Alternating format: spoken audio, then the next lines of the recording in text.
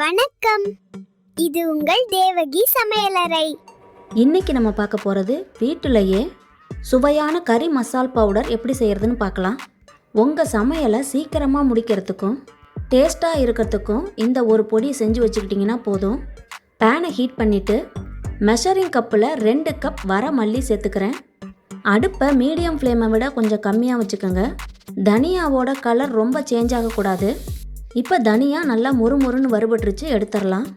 இந்த கறி மசால் பொடியை சிக்கன் குழம்பு, மட்டன் குழம்பு, சைவ குருமா, பரோட்டா சால்னா, உருளைக்கிழங்கு வறுவல், வாழைக்காய் வறுவல் இப்படி எல்லாத்துக்குமே யூஸ் பண்ணிக்கலாம். அடுத்து அதே பேனில் 1/4 கப் சீரகம் சேர்த்துக்கிறேன். இதையும் வாசம் வர வரைக்கும் வறுத்து எடுத்துக்கலாம்.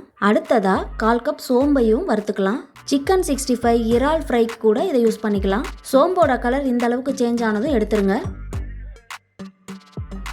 அடுத்ததா மிளகு 2 டேபிள் ஸ்பூன். மிளகை ரொம்ப நேரம் வறுக்கணும்னு அவசியம் கிடையாது, சீக்கிரமே வறுபட்டுரும், அதனால சீக்கிரம் எடுத்துருங்க.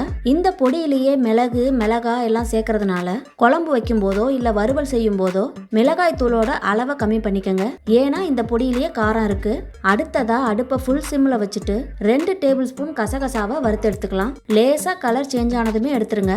இது குழம்புக்கோ இல்லை கிரேவிக்கோ நல்ல ஒரு திக்னஸை கொடுக்கும். அடுத்ததா 30 காஞ்ச மிளகாய் சேர்த்துக்கிறேன். இதில் கலருக்கு பாதி நார்மல் மிளகாயும் பாதி காஷ்மீரி சில்லியும் எடுத்திருக்கேன். கருக விடாம லேசா சூடானா போதும், எடுத்துடலாம்.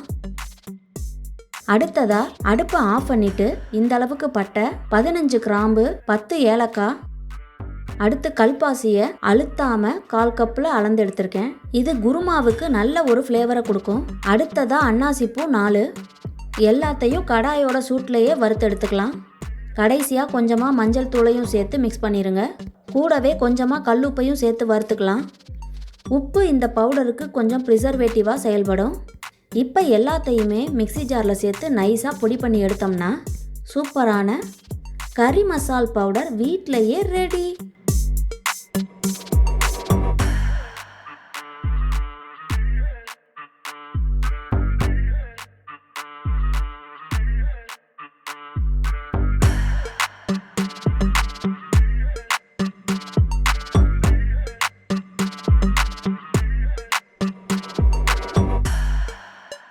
இந்த வீடியோ உங்களுக்கு பிடிச்சிருந்தா லைக் பண்ணுங்க, ஷேர் பண்ணுங்க, கமெண்ட் பண்ணுங்க, சப்ஸ்கிரைப் பண்ணுங்க.